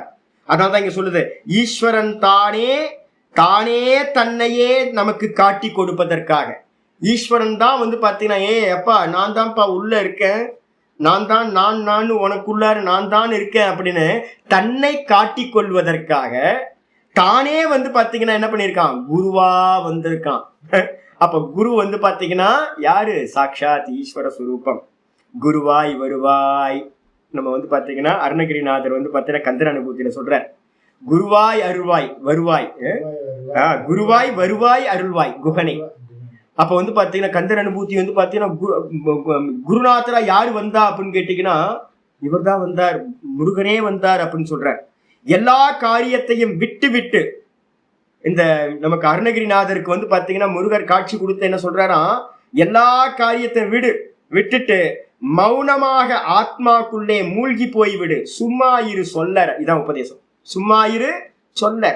எல்லா மண்ணாங்கட்டி பண்ற எல்லா நான்சென்ஸ், நியூசென்ஸ் நம்ம பண்ணிட்டு இருக்கிறது, எல்லா காரியத்தையும் விட்டுட்டு மௌனமா ஆத்மாக்குள்ளே மூழ்கி போய்விடு. என்ன பண்றாரு அப்படின்னா, சும்மா இரு சொல்லற என்று சுப்பிரமணிய சுவாமி தன்னிடம் சொன்னார்.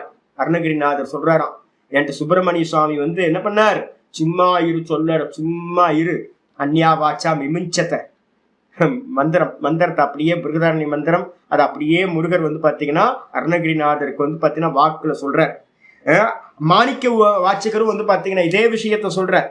அதனால வந்து பாத்தீங்கன்னா எல்லாம் வந்து பாத்தீங்கன்னா எதுக்குன்னா குரு பக்தி கூடவே ஈஸ்வர பக்தி ரெண்டும் வேற வேறன்னு பிரிச்சு பார்க்காதீங்க, ரெண்டும் ஒண்ணுதான்.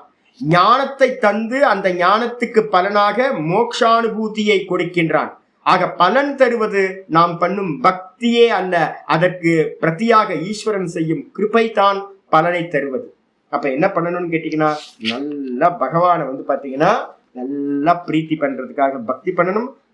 கூடவே வந்து பாத்தீங்கன்னா என்ன பண்ணணும், குருவையும் வந்து பாத்தீங்கன்னா பக்தி பண்ணணும். இதுல ஒரு பெரிய பியூட்டி இருக்கு. எங்க ஆச்சாரியர்கள் பரம்பரையில சொல்லுவாங்க, ராமரா இருந்தாலும் கிருஷ்ணரா இருந்தாலும் போட்டோல இருக்கிற குருநாதர் குரு இல்லை. நமக்கு இன்ஸ்பயர் பண்றவங்க நிறைய பேர் இருப்பாங்க. இப்ப எனக்கு வந்து பாத்தீங்கன்னா இன்ஸ்பயர் பண்ணது ரமண பகவான் வச்சுங்களேன். அப்ப ரமண பகவான் வந்து என்னுடைய குருவா அப்படின்னு கேட்டீங்கன்னா, குரு வந்து பாத்தீங்கன்னா போட்டோல இருக்கிறவரும் சிலையில இருக்கிறவரும் காலம் கடந்து போனவரும் நமக்கு குருவாக இருக்க முடியாது.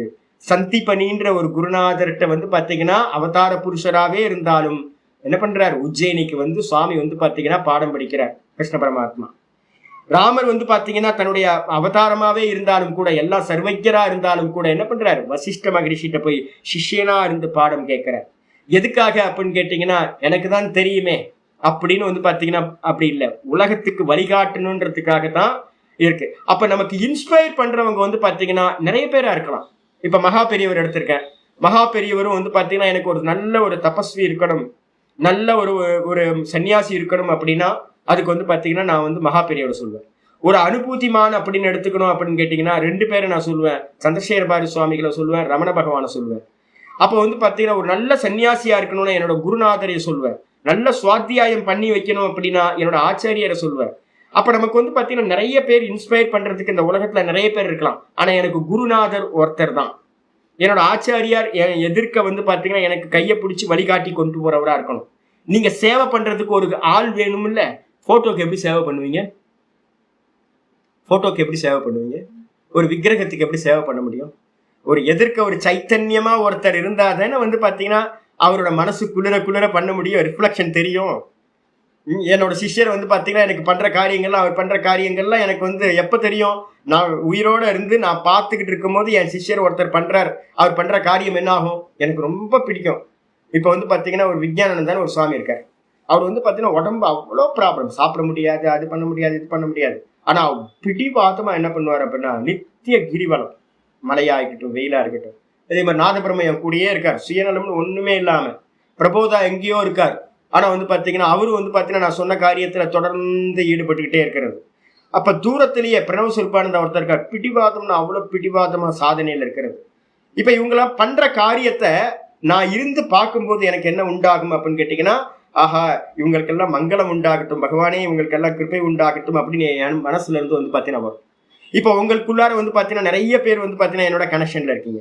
இப்ப நீங்க பண்ற காரியங்கள் எல்லாம் எனக்கு வந்து பாத்தீங்கன்னா தெரியும், யார் யார் என்ன பண்ணிட்டு இருக்கீங்க, என்ன செஞ்சுட்டு இருக்கீங்கன்னு. அப்பெல்லாம் நான் சொல்ல மாட்டேன், உங்களை ஸ்துதிலாம் பண்ணவே மாட்டேன், கெடுத்துரும். நான் உங்களை ஸ்துதியே பண்ண மாட்டேன், தலையில குட்டுறது மட்டும்தான் என் வேலையா இருக்கும். நான் என்ன பண்ணுவேன் அப்படின்னு கேட்டீங்கன்னா, யாரெல்லாம் வந்து பாத்தீங்கன்னா என்ன பண்றீங்கன்னு ஒரு 60 80 நம்ம பகவத்கீதையில 85 to 90 பேர் பாடம் படிக்கிறோம். எல்லாம் என்னென்ன பண்ணிட்டு இருக்கேன்னு தெரியும். நான் என்ன பண்ணுவேன், உள்ள இருந்து ஒரு SMS மட்டும்தான் போயிட்டே இருக்கும், பகவானே இவங்க இவங்க இவங்க இது வந்து பாத்தீங்கன்னா உத்தாரணமாகட்டும், அவ்வளவுதான். இந்த ஆத்மா நல்ல பக்தியோட நல்ல சிரத்தையோட இந்த கர்மத்துல ஈடுபட்டிருக்கு, இந்த ஆத்மா வந்து பாத்தீங்கன்னா நல்லா உத்தாரணமாட்டும் பகவானேன்னு எனக்குள்ளார ஒரு தாட்டு வந்துச்சு அப்படின்னா, தாட்டு வரணும்னா போட்டோல இருந்து வருமா சாமி? ஒரு எதிர்க்க வந்து பாத்தீங்கன்னா ஒருத்தர் சைத்தன்யமா ஒருத்தர் இருந்தா தானே நீங்க சேவை பண்ண முடியும். நீங்க வந்து பாத்தீங்கன்னா ஒரு ஆலம்பனம் பண்றதுக்கு ஒரு குருநாதர் வேணும்ல. அப்ப வந்து பாத்தீங்கன்னா குருநாதர் போட்டோல இருக்கக்கூடாது. அந்த போட்டோல இருக்கிற குருநாதர்கள் இருக்காங்க, ஆனா எல்லா குருநாதருக்கும் ஒரே குருநாதர் தான் யாரு, காலேன அனவச்சேதாத் ச பூர்வேஷாம் அபி குரு. ஒரே குருநாதர் பகவான் மட்டும்தான், ஆதி தட்சிணாமூர்த்தி ஆதி குரு மட்டும்தான்.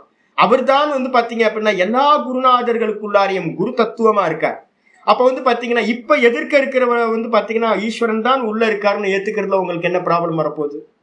ஒரு போட்டோவை மட்டும் வச்சுக்கிட்டு, ஏன் தெரியுங்களா போட்டோ வச்சுக்கிறாங்க, போட்டோல இருக்கிற குரு உங்களை கண்டிஷனே போட மாட்டார். என்ன பண்ணிக்கலாம், இப்ப இருக்கிற நிறைய பேர் நான் பாக்குறேன், திருவண்ணாமலையில பாத்தீங்கன்னா தெரியும், நம்ம ஏதாவது பலகீனம் இருக்கும், எனக்கு ஏதாவது பண்ண வேண்டி இருக்கும், இதை நான் பண்றேன் அப்படின்னு சொன்னீங்கன்னா, எனக்கு இந்த ஆசை இருக்கு நான் பண்ண போறேன்னு சொன்னீங்கன்னா கிரிட்டிசைஸ் பண்ணுவாங்க. நான் என்ன பண்றது அப்படின்னு கேட்டீங்கன்னா, ராத்திரி ரமண பகவான் என் கனவுல வந்தார், இதை பண்ணு அப்படின்னு சொன்னார்.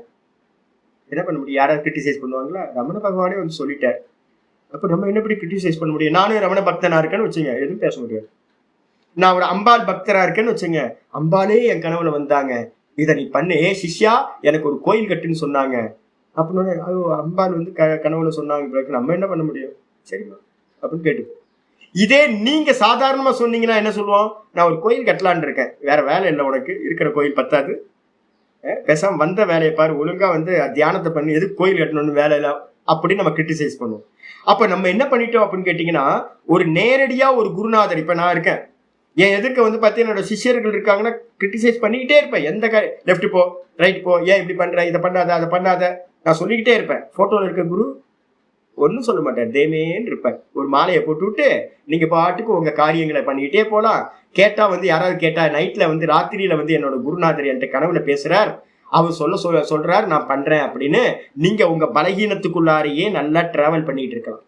அப்ப அதனால என்ன பண்ணணும்னு கேட்டீங்கன்னா, ஒரு உயிரோட இருக்கிற சைத்தன்யமா இருக்கிற ஒரு குருநாதர் இருக்கணும், அவருக்கு நல்லா சேவை பண்ணணும், அவர் கிரிட்டிசைஸ் பண்ணாலும் அதை வந்து பிரசாதமா ஸ்வீகாரம் பண்ணிட்டு கரெக்ஷன் பண்ணணும்.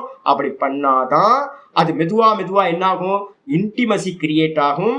அப்ப வந்து நீங்க குருவை வந்து பாத்தீங்கன்னா ஈஸ்வரனா பாவிச்சு மெதுவா, நம்ம முதல் பெர்சன் வந்து பாத்தீங்கன்னா அப்பாவை ஈஸ்வரனா பார்க்க மாட்டோம், அம்மாவை ஈஸ்வரனா பார்க்க மாட்டோம். நமக்கு ஒரு சான்ஸ் இருக்கு என்னன்னு கேட்டீங்கன்னா, குருவை தான் வந்து பாத்தீங்கன்னா ஒரு அன்போட ஒரு என்ன பண்ணுவோம், பகவானா ஈஸ்வரனா வந்து பாத்தீங்கன்னா பார்க்க ஆரம்பிப்போம். அப்ப சர்வாத்ம பாவம் வந்து எங்க ஸ்டார்ட் ஆகும் அப்படின்னா, குருட்ட இருந்துதான் நீங்க என்ன பண்ண போறீங்க, எக்ஸ்பேண்ட் பண்ண போறீங்க. முதல்ல ஒரு குருநாதரை ஈஸ்வரனா பாவிங்க, அதுக்கப்புறம் ஊர்ல இருக்கிற எல்லாத்தையும் பாவிக்கிறது வந்து பாத்தீங்கன்னா மெதுவா சித்தமாயிடும். அதனால வந்து பாத்தீங்கன்னா குரு பக்தி எதுக்கு அப்படின்னு கேட்டீங்கன்னா, குரு பக்தியும் ஈஸ்வர பக்தியும் புத்தியில புரிஞ்சுக்கிற வரைக்கும் தேவையில்லை. அதனால்தான் வந்து பாத்தீங்கன்னா இந்த இண்டிவிஜுவல் கான்சியஸ்னஸ் அடையிறதுக்கு பாத்தீங்களா, அதுக்கு வந்து சாங்கிய தத்துவத்துல என்ன பண்ணிடுச்சு தெரியுங்களா, சாங்கிய தத்துவத்துல விசாரம் பண்ணினா போதும், விவேகம் பண்ணா போதும் சொல்லி விட்டுருச்சு. ஈஸ்வரனே இல்லைங்க. சாங்கியத்துல ஈஸ்வரனே இல்லாததுக்கு காரணம் என்ன அப்படின்னா இண்டிவிஜுவல் ஆத்மாவை அடையிறதுக்கு. ஜே கிருஷ்ணமூர்த்தியில இருந்து ஆரம்பிச்சு பெரிய பெரிய பிலாசபர்ஸ்ல நிறைய பேர் வந்தாச்சு. நிறைய பேர் ஈஸ்வரனை ஒத்துக்காதவங்க நிறைய பேர் இருக்காங்க. அவங்க இண்டிவிஜுவல் ஆத்மாவை அடையிறதுக்கு வந்து ஈஸ்வர கான்செப்ட் தேவையில்லை. இந்த இண்டிவிஜுவல் இருக்கு பாத்தீங்களா, தான் அப்படின்னு சொல்லக்கூடிய அந்த ஆத்மா, இதுதான் சர்வமா இருக்கு, எல்லாமா இருக்கு, அதுதான் பிரம்மமா இருக்கு அப்படின்னு வந்து பாத்தீங்கன்னா ஜீவனை ஈஸ்வரனோடு வாசுதேவ சர்வமிதி, இது எல்லாம் வாசுதேவமயம் அப்படின்னு அறியறதுக்காக அகண்ட போதத்துக்கு தான் என்ன வேண்டி இருக்கு அப்படின்னா இந்த மாயையை தாண்டி போகணும். இந்த மாயையை தாண்டி போறதுக்கு வந்து பாத்தீங்க அப்படின்னா முதல்ல பாவிக்கணும். அந்த பாவம் வந்து பாத்தீங்கன்னா குரு பக்தியினால் தான் உண்டாகும் அப்படின்னு வந்து பாத்தீங்கன்னா அர்த்தம் எடுத்துக்கணும்.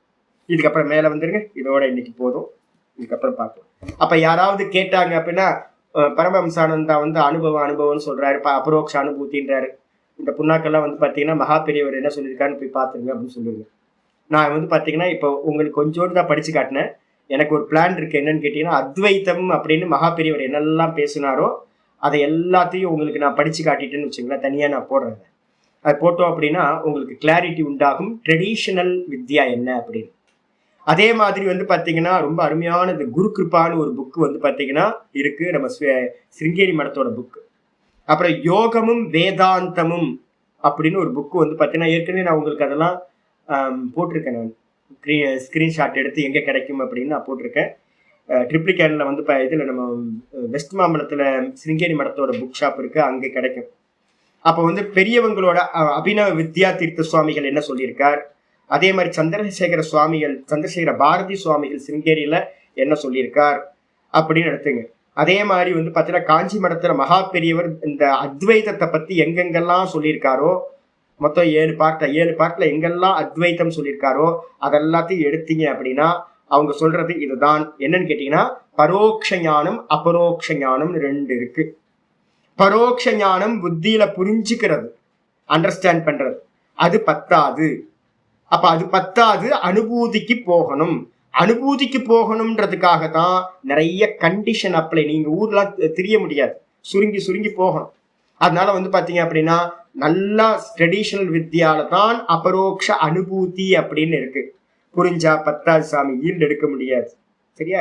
நான் வந்து பாத்தீங்கன்னா இப்பதான் ஒரு மாம்பழம் ஒண்ணு வாங்கிட்டு வந்தேன். அன்சீசன் தானே, எனக்கு அர்ஜென்ட், ரொம்ப அர்ஜென்ட். எனக்கு மாம்பழம் சாப்பிட்ற போது எனக்கு சாப்பாட்டுக்கு மாம்பழம் இருந்தா அவ்வளவு பிரியமா இருக்கும், வேற எதுவும் தேவையில்லை. அது மோர் சாதத்துக்கு வந்து மோர் சாதத்துக்கும் மாம்பழத்துக்கும் என்ன காம்பினேஷன்ல சூப்பரா இருக்கும்ல.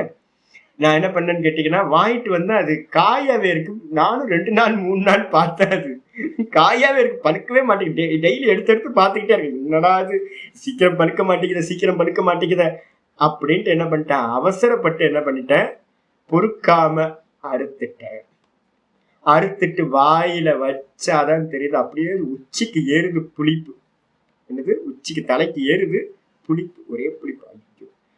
ஆனா அதே இன்னொரு பழம் ஒண்ணு இருந்துச்சு, அதை முன்னாடி சாப்பிட்டேன் நானு, அவ்வளவு இனிப்பா இருந்தது. அப்ப பழுத்துச்சு அப்படின்னா இனிப்பா இருக்கிறது. எனக்கு அவசரம், 2 நாளுக்கு இன்னும் 2 நாள் விட்டு இருந்தேன்னா நல்லா பழம் கிடைச்சிருக்கும். நான் என்ன பண்ணேன், காயோட வெட்டினேன். என்ன பண்றது, அப்படியே கொண்டு போய் குப்பையில வந்து பாத்தீங்கன்னா குரங்கு சாப்பிடட்டுன்னு வச்சேன். குரங்கு என்ன பண்ணுச்சுன்னா அதை எடுத்து பார்த்து, அது என்ன காட்டுக்கு ரொம்ப சென்சிட்டிவ், அந்த குரங்கு எடுத்து பார்த்து வாயில வச்சு மோந்து பார்த்துட்டு சீ அப்படின்னு அது தூர போட்டுருச்சு. புரியுதா உங்களுக்கு?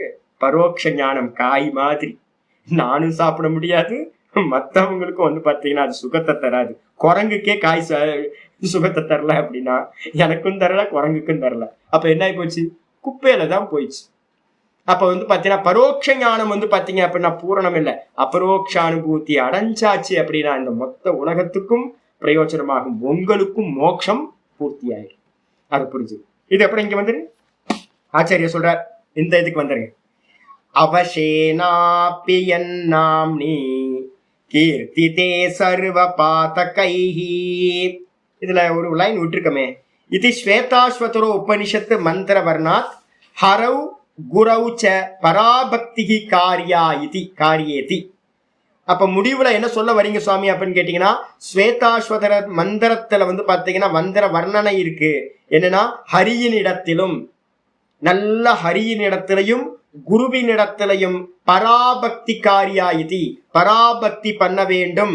பக்தி பாவம் தான் உங்களுக்கு சர்வாத்ம தன்மையை கொடுக்கும் அப்படின்னு காரியா கண்டிப்பா பண்ணணும்.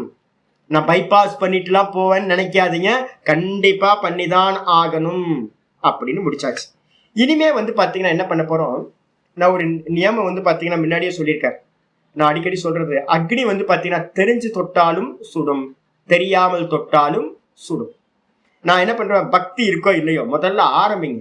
நான் யாரை கேட்டாலும் நமசிவாய சொல்லியா, சும்மா அது ஓம் நமசிவாய சொல்லு, ஓம் நமசிவாய சொல்லு, ஓம் நமசிவாய சொல்லு, ஓம் நமோ நாராயணாய சொல்லு அப்படின்னு. ஏன் அப்படின்னு கேட்டீங்கன்னா, அந்த நாமத்துக்கு வந்து பாத்தீங்கன்னா தெரிஞ்சாலும் தெரியலனாலும் வந்து பாத்தீங்கன்னா நாமத்துக்குன்னு ஒரு மகிமை இருக்கு. அக்னி தெரிஞ்சு தொட்டாலும் சுடும், தெரியாமல் தொட்டாலும் சுடும்.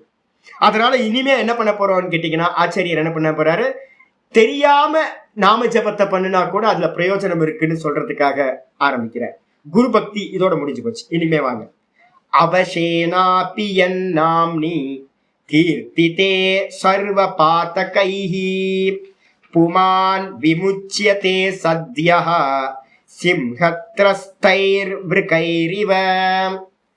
விஷ்ணு புராணத்துல இருக்கிற ஸ்லோகம் தான்.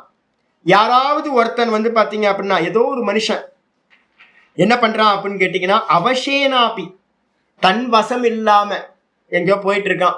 அவனுக்கு பக்தியும் இல்லை, ஒரு மண்ணாங்கட்டியும் இல்லை, அப்படியே போயிட்டு இருக்கான். போயிட்டு இருக்கும்போது கொஞ்சம் சாதுக்கள்ல எல்லாம் பெரியவங்க மகான்கள்லாம் உட்காந்து, சாதுக்கள்லாம் உட்காந்து என்ன பண்ணிருக்காங்க, ஹரே ராமா ஹரே ராமா ஹரே ராமா ஹரே ஹரே அப்படின்னு எல்லாம் சேர்ந்து பஜன்ஸ் பண்ணிட்டு இருக்காங்க. இவன் ரோட்ல போயிட்டு இருந்தவனுக்கு வந்து பாத்தீங்கன்னா சூப்பரா இருக்கு அந்த மியூசிக்கு அப்படின்னு வந்து பாத்தீங்கன்னா ஃபாரின்ல எல்லாம் இதான் நடந்துட்டு இருக்கு. இஸ்கான் குரூப்ல இருக்கவெல்லாம் ஆட்டம் போட்டுட்டு பாடிட்டு போயிட்டு இருக்காங்க. இந்த ரோட்ல போறவங்களாம் என்ன பண்றாங்க, நல்லா இருக்க டான்ஸ் நல்லா இருக்கே, மியூசிக் நல்லா இருக்கே அப்படின்ட்டு அவங்களும் என்ன பண்றாங்க, ரோட்ல போயிட்டு இருக்கவங்களும் உள்ள வந்து ஹரே ராமோ ஹரே கிருஷ்ணா என்ன தெரியுதோ அதை சொல்லிட்டு இருக்காங்க. இப்படி பக்தி இல்லாமல், தன் வசம் இல்லாமல் ஏதோ ஒரு மியூசிக்குக்கோ இல்ல வந்து வலுக்கட்டாயம் ஏதோ சாப்பாடு கிடைக்கும் அப்படின்னாவது நல்ல டிஷ் கிடைக்குங்க. இஸ்கான்ல போனீங்கன்னு வச்சுங்களேன், கொஞ்ச நேரம் இஸ்கான் கோயிலுக்குலாம் போய் பாருங்க, நார்த் இந்தியாவில் ஃபுட்டு சூப்பர் ஃபுட்டு கிடைக்கும். அப்போ நான் என்ன பண்ணுறேன், உத்தேசம் பண்ணுறேன், நல்ல ஃபுட்டு கிடைக்கும். என்ன பண்ணலாம், போய் உட்காருவோம், ஒரு அரை மணி நேரம் வந்து பார்த்தீங்கன்னா பஜன்ஸ் பண்ணுவோம். என்னோட கவனம் ஃபுல்லாக எங்கே இருக்கும், லஞ்சில் என்ன வரப்போகுது, குலாப் ஜாமுன் கொடுப்பானா இல்லை வந்து மால்புவா கொடுப்பானா, என்ன கொடுக்க போகிறான் அப்படின்னே கவனம் இருந்துகிட்டு இருக்கோம். ஆனால் வந்து பார்த்தீங்கன்னா வாக்கு என்ன பண்ணிட்டு இருக்கோம், சுத்தி இருக்கிறவங்க சொல்றதுனால ஹரே ராம ஹரே ராம ஹரே ராம ராம ஹரம ஹரே கிருஷ்ணா கிருஷ்ண கிருஷ்ணா ஹரே ஹரே இதை சொல்லிக்கிட்டே இருக்கும். ஆனா சிந்தனை எங்க இருக்கும், குலாப் ஜாமுனா இல்ல மால்புவாவா, என்ன ஸ்வீட் கொடுக்க போறான்னு அதுலயே இருக்கும். அப்படி வசமில்லாமல் அவசேனாபி என் நாம்னி கீர்த்தித்தே, எப்ப வந்து பாத்தீங்கன்னா அந்த பரமாத்மாவோட அந்த ஹரியோட நாமத்தை வந்து பாத்தீங்கன்னா தன் வசம் இல்லாமல் அறியாமலேயே ஒருத்தன் சொன்னாலும் கூட, யாரு, புமான், எந்த ஒரு மனுஷன், புமான்னா மனுஷன் சொன்னாலும், சர்வ பாதைஹி விமுச்சியதே, அவன் எல்லா பாத்தகங்களிலிருந்தும் விடுபடுகின்றான். தெரியாம வேற ஏதோ பர்பஸ்க்காக சொன்னாலும் கூட. எப்படி சாமி, அஜாமிலன் ஒரு கதை பாகவதத்துல படிச்சிருக்கோம், ஞாபகம் இருக்கா? அஜாமிலன் வந்து பாத்தீங்கன்னா தன்னோட பையனுக்கு என்ன பேர் வச்சிருக்கான், நாராயணன்னு பேர் வச்சான். அவன் மாதிரி வந்து பாத்தீங்கன்னா அஜாமிலன் மாதிரி ஒரு மகா பாப்பி வந்து பாத்தீங்கன்னா பார்க்கவே முடியாது. அவங்க அப்பா வந்து பாத்தீங்கன்னா நல்ல வேதம் தெரிஞ்சவர், நல்ல பாடசாலை நடத்திட்டு இருக்காரு. இந்த சின்ன பையனா இருக்கும்போது இவன் என்ன பண்றான், ஒரு வாட்டி சுள்ளி எடுக்கிறதுக்கு, இந்த இது சமித்து எடுக்கிறதுக்காக என்ன பண்றான், காட்டு பக்கம் போறான். பார்க்க கூடாது ஏதோ பாத்துறான், காமவசம் ஆயிடுது. அவன் என்ன பண்றான், ஒரு வேஷிட்ட வந்து பாத்தீங்கன்னா போக ஆரம்பிச்சான். வேஷிட்ட போனா பணம் வேணுமே. அவன் என்ன பண்றான், அப்பாட்ட வந்து பாத்தீங்கன்னா ஏமாத்தி பணத்தை வந்து பாத்தீங்கன்னா எடுக்க ஆரம்பிச்சிடறான். அதுக்கப்புறம் நிறைய பொய் சொல்றான், நிறைய திருடுறான், வீட்லயே திருடுறான். பணம் பத்தலை. அதுக்கப்புறம் வெளியில இருக்கிற எல்லா இடத்துலயும் திருட ஆரம்பிக்கிறான். அப்ப வந்து அப்பாட்ட வந்து பாத்தீங்கன்னா கம்ப்ளைண்ட் பண்றாங்க, என்னப்பா உன் பையன் வந்து சரியில்லையே, இவ்வளவு மோசமா இருக்கானே, எல்லா இடத்துலயும் திருடுறான், அப்புறம் வந்து பாத்தீங்கன்னா விபச்சாரிட்ட போறான், இது மாதிரி இருக்கே அப்படின்னு சொன்னோன்னே, நீ என் பையனே இல்லை போ அப்படின்னு அப்பா என்ன பண்றார், வீட்டை விட்டு அனுப்பிடுறார். இதான் வசதி அப்படின்ட்டு அப்பா போனார், தொலைஞ்சார் அப்படின்ட்டு இவன் ஃப்ரீயா என்ன பண்ணார், காட்டுக்கு உள்ளார, வீட்டுக்கு இந்த ஊருக்கு வெளியில இருக்க காட்டுல போய் வாசம் பண்ண ஆரம்பிச்சான். நிறைய விபச்சாரம் பண்ணினான். போறவங்க வரவங்க எல்லாத்துட்டையும் வந்து பாத்தீங்கன்னா கொள்ளை அடிச்சான். நிறைய கொலை கொள்ளை எல்லா கெட்ட காரியத்தையும் பண்ணான். பண்ணிட்டு இருக்கும் போது இவனுக்கு வந்து பாத்தீங்கன்னா ஒரு 2-3 குழந்தைங்க பிறந்தாங்க. அதுல ஒரு கடைசியில வயசான காலத்துல ஒரு குழந்தை பிறந்தான். அவனுக்கு அந்த குழந்தைக்கு வந்து பாத்தீங்கன்னா நாராயணன்னு பேர் வச்சான். மற்ற பசங்கள்லாம் போயிட்டாங்க. இவன் மரணப்படுக்கையில கடைசியில இருக்கான். மரணப்படுக்கையில இருக்கும் போது இவனுக்கு தண்ணி தாகம் எடுக்குது. அந்த சின்ன பையனு மேல இவனுக்கு ரொம்ப பிரியம். அந்த சின்ன பையனை வந்து பாத்தீங்கன்னா நாராயணா இங்க வா, நாராயணா இங்க வா, நாராயணா இங்க வா, தண்ணி எடுத்து கொடுன்றதுக்காக பையனை வந்து பாத்தீங்கன்னா கூப்பிடுறான், நாராயணா நாராயணா நாராயணான்னு. அப்படி கூப்பிடும் போதே வந்து பாத்தீங்கன்னா இவனுக்கு பிராணன் போயிடுது, அந்த பையன் வரத்துக்கு முன்னாடியே. இப்ப வந்து பாத்தீங்கன்னா யமதூத்தர்கள் ஒரு பக்கத்துல இருந்து வராங்க, ஒரு பக்கத்துல இருந்து வந்து பாத்தீங்கன்னா வைகுண்டத்துல இருந்து புருஷர்கள் வராங்க, தேவதூத்தர்கள் வந்து பாத்தீங்கன்னா 2 பேருக்கும் ஃபைட் நடக்குது. இல்லப்பா இந்த உயிர் எனக்கு தான் அப்படின்னு. அப்ப வந்து பாத்தீங்கன்னா யாருக்கு இந்த உயிர் கொண்டு போக முடியும்? யமலோகத்துக்கு கொண்டு போக முடியுமா? மகா பாப்பியாச்சு, மகா பாத்தகங்கள்லாம் பண்ணவன். இவனை வந்து பாத்தீங்கன்னா யமலோகத்துக்கு கொண்டு போறதா இல்ல வந்து பாத்தீங்கன்னா கடைசி க்ஷணத்துல வந்து பாத்தீங்கன்னா நாராயண நாராயணன், அது நாராயணன் யாரோட பேரு? பகவானை பத்தி நினைவுக்கு கொண்டு வரல, பையனை வந்து பாத்தீங்கன்னா நாராயண நாராயணன் கூப்பிட்டுருக்கான். கடைசி தாட்டு என்ன தாட்டோ, எந்த பேரை உச்சரிக்கிறானோ அவன் வந்து பாத்தீங்கன்னா ஈஸ்வர நாமத்தை சொல்லியிருக்கான், இவன் வைகுண்டத்துக்கு தான் போவான் அப்படின்னு கூட்டிட்டு போயிடுறான். அப்ப பாத்தகங்கள், அப்ப ஒரு நாமத்தை வந்து பாத்தீங்க அப்படின்னா வசமில்லாமல் அஜாமிலன் சொல்லும் போதே அவனுக்கு வந்து பாத்தீங்கன்னா நரக்க வாசத்துக்கு பதிலா வைகுண்ட வாசம் கிடைக்குது அப்படின்னா, அப்ப வந்து பாத்தீங்கன்னா அதுதான் இங்க சொல்ற, சர்வ பாத்தகைஹி விமுச்யதே, சர்வ பாத்தகங்கள்ல இருந்தும். ஒரு வாட்டி சொன்னதுக்கே வைகுண்ட பதவி அப்படின்னா, அப்ப சொல்லிக்கிட்டே இருக்கிறோம் அப்படின்னா என்ன ஆகும்? சத்தியக உடனே வந்து பாத்தீங்கன்னா எல்லா பாத்தகங்களும் நஷ்டமாகின்றன, விடுபடுகின்றான். எப்படி அப்படின்னா ஒரு எக்ஸாம்பிள் சொல்லுது, சிம்ஹ திரைஸ்தைர் விருகைரிவ, சிங்கத்திட்ட பயந்த ஓநாய் மாதிரி. ஓநாய்கள் வந்து பாத்தீங்கன்னா சிங்கம் வந்துச்சுன்னா என்ன ஆகும்? ஓநாய்கள்லாம் வந்து பாத்தீங்கன்னா பயந்து போயிடும். அதே மாதிரி வந்து பாத்தீங்க அப்படின்னா சிங்கம் மாதிரி பகவானோட நாமம். இதுக்கு வந்து பாத்தீங்கன்னா பாதகங்கள், நம்ம பண்ணக்கூடிய நிறைய புண்ணிய பாப்பம் நிறைய பண்ணி வச்சிருப்போமே, இந்த பாதகங்கள் பாப்பங்கள் எல்லாம் ஓநாய் மாதிரி, அது வேலை செய்யாது. சுவாமியோட நாமம் இருக்கிற இடத்துல பாப்பங்கள் வந்து பாத்தீங்கன்னா ஒன்னும் வேலை செய்யாம எல்லாம் அப்படியே வாழை சுருட்டிக்கிட்டு சுவாமியோட நாமத்துக்கு முன்னாடி சரண்டர் ஆயிடும். அதனால வந்து பாத்தீங்கன்னா எல்லா பாத்தகங்களிலிருந்தும் தெரியாமல் சொன்னாலும் கூட ஹரியோட நாமம் பலன் கொடுக்கும். அடுத்தது வந்து ஞானதோ வாபி வாசுதேவஸ்ய கீர்த்தனாத் தத் சர்வம் விலயம் யாதி தோயஸ்தம் லவனம் யதா. ஆச்சரியர் திரும்ப அதே தான் சொல்றார். ஞானத்தோ அஜானத்தோ வாபி, அறிந்தோ அல்லது அறியாமலோ, அறிந்தோ அல்லது அறியாமலோ, வாசுதேவஸ்ய கீர்த்தனாத், வாசுதேவனுடைய நாமத்தை வந்து பாத்தீங்கன்னா இதுக்காக தான் நான் உங்களை எல்லாத்துட்டையும் கொஞ்சம் வயசான காலத்துல கோயில் பக்கம் ஒதுங்க, தீர்த்தத்து பக்கம் போங்க, க்ஷேத்திரத்து பக்கம் வாசம் பண்ணிக்கங்க. வேலை செய்யறதுக்கு அமெரிக்கா போனீங்கல்ல, படிக்கிறதுக்கு வந்து பாத்தீங்கன்னா எங்கெங்கயோ வந்து பாத்தீங்கன்னா போய் யூனிவர்சிட்டியில ஹாஸ்டல்ல போய் எங்கேயோ தங்கி படிக்கிறதுக்கு வீட்டை விட்டு குடும்பத்தை விட்டு எங்கெங்கயோ போய் படிச்சோம். வேலை செய்யறதுக்கு வந்து பாத்தீங்கன்னா ஊரை விட்டு நாட்டை விட்டு வெளிநாட்டுக்கெல்லாம் போய் வேலை செஞ்சோம் சம்பாதிக்கிறதுக்கு. அப்ப மோட்சம் வேணும்னு நினைக்கிறீங்க அப்படின்னா கொஞ்சோண்டு ஏதாவது ஒரு க்ஷேத்திரம் பக்கத்துல நல்லா வந்து பாத்தீங்கன்னா திருவையாறுலாம் க்ஷேத்திரம்லாம் பாத்தீங்கன்னா எப்படி தெரியுங்களா இருக்கு. ஐயோ, இந்த கும்பகோணம் இந்த இதெல்லாம் மயிலாடுதுறை மாயவரம் எல்லாம் போனீங்க அப்படின்னா ஐயோ அவ்வளோ கோயில்கள் இருக்கு. நம்ம எங்கேயாவது மோட்சம் வேணும்னு ஒதுங்கணுமா அந்த பக்கம்? ஒதுங்குங்கன்னு நான் சொல்றேன். ஏன் அப்படின்னா காதுல வந்து பாத்தீங்கன்னா கோயிலை ஒட்டி காம்பவுண்டுக்கு பக்கத்திலேயே ஒரு வீடை வாடகைக்கு எடுத்துக்கிட்டீங்கன்னு வச்சுங்க, என்ன கேட்கும்? கோயில நடக்கிற எல்லா காரியங்களும் உங்களுக்கு கேட்டுக்கிட்டே இருக்கும். நம சிவாய் நம சிவாய் நம சிவாய் நம சிவாய் யாராவது சொல்லிட்டே இருப்பாங்க. இங்க வந்து பாத்தீங்கன்னா நம்ம இதுல இருக்கோம், நாங்க இங்க இருந்து ரோட்ல இறங்கினாவே அருணாச்சல அருணாச்சல அருணாச்சலா கோவிந்தா கோவிந்தா ஏதோ ஒன்று கேட்டுக்கிட்டே இருக்கு, ஏதோ ஒரு நாமம் போயிட்டே இருக்கு. இங்க பக்கத்துல நான் விசிறி சுவாமி ஆசிரமம் இருக்கு, அங்க இருந்து வந்து பாத்தீங்கன்னா ஈஸ்வர நாமம் வந்துகிட்டே இருக்கும், ஹரே ராம ஹரே கிருஷ்ணா வந்துகிட்டே இருக்கும். அப்ப வந்து பாத்தீங்கன்னா ஒரு க்ஷேத்திரத்துல நீங்க வந்து அப்பார்ட்மெண்ட்ல போய் உட்கார்ந்துகிட்டு இருந்தீங்கன்னா என்ன வரும்? பக்கத்துல நீங்க ஏதாவது ராமன் சொன்னீங்கன்னா பக்கத்துல இருந்துட்டு என்ன டிஸ்டர்பன்ஸ் பண்ணிட்டு இருக்கீங்களே அப்படின்னு உங்க மேல அவ்வளவுதான் கேஸ் கொடுத்துருவாங்க, ஃபைட் நடக்கும். ஆமா, டிவி சத்தம் தான் வந்துகிட்டு இருக்கோம், ஒரே சண்டை சச்சரவு தான் நடந்துகிட்டு இருக்கோம். அப்ப நம்ம எண்ணங்களும் பொல்யூட் ஆகும். அதனால வந்து பாத்தீங்கன்னா மோட்சத்தை வேணும்ன்றவன் என்ன பண்ணணும்னு கேட்டீங்கன்னா ஈஸ்வரன் அவன் கேட்கிற மாதிரி இடத்துல வந்து நிக்கணும். ஞானத்தோ அஜானத்தோ வாப்பி,